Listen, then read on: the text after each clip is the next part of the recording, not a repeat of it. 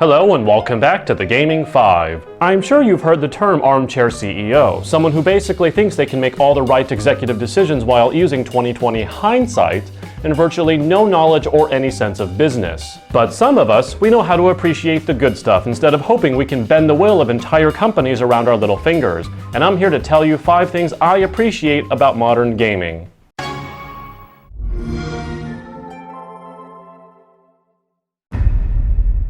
Yeah, I thought I'd begin with this one to get you all riled up, but what I'm about to say is not what you're thinking. Let's face it, graphics have always mattered. They're not the only thing that matters, but if anyone tells you that graphics don't matter, they're only kidding themselves. We have worlds that we could have never imagined, and that's the beauty of it. Even though our imaginations filled in the gaps in the old days, now we have the technology to create the stuff of dreams, to bring to life worlds that were never before possible in the digital space. The best part? When it's done right, it's like one of the most wonderful virtual vacations you could ever take. Even if there's no way you'd be banging that chick. Or that without being attached at the feet, that cape would just flip upward as you tumble out of the sky. Or, you know, laser guns. Let's start with the obvious. I like local multiplayer like any of the rest of you. There's nothing like being in the same room as the people you're playing with or against. But unlike online multiplayer, you were never going to get 64 people into the same room, each with their own screen and system. And even if you did, I doubt all 64 people would simply show up on time. Local multiplayer is great, but online multiplayer brings together a larger number of people, and it's all thanks to the robust infrastructure of modern internet connectivity.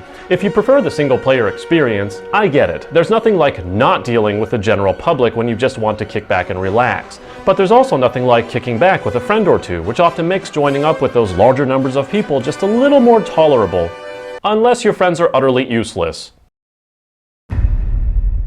This may not readily make sense, but hear me out. A while back I did a video about how much power means to gamers. You probably missed that video, but I talked about actual physics calculations that gave not only the character you're controlling more realistic interaction with the world, but also a more realistic feel behind your controller, even when your character is completely fictional and doesn't resemble a human in any way. Part of what makes immersion effective in the gaming space is a combination of intuitive but also engaging controls. Modern games have become so good at making your character run, move, and feel like a more organic extension of your controller that it's never been better to be a hot chick with kung fu and big boobs.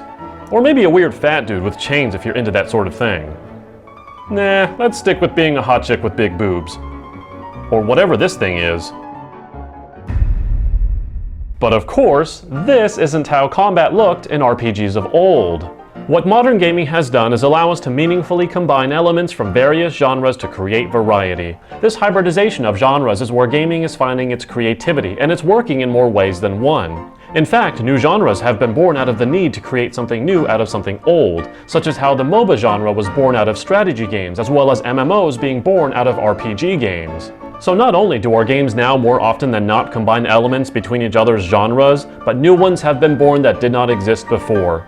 Good thing too, because my poor ass was never going to get a chance to drive a McLaren P1 in real life anyway. A patch? But I want to play now! Patches are stupid! Wrong. Sure, I get it. I've been inconvenienced by patches myself, especially when they come a little too often. But whether you realize it or not, the modern game can be fixed or adjusted as needed. If an old game was broken, had a glitch, or whatever other problems, there was nothing anyone could do about it.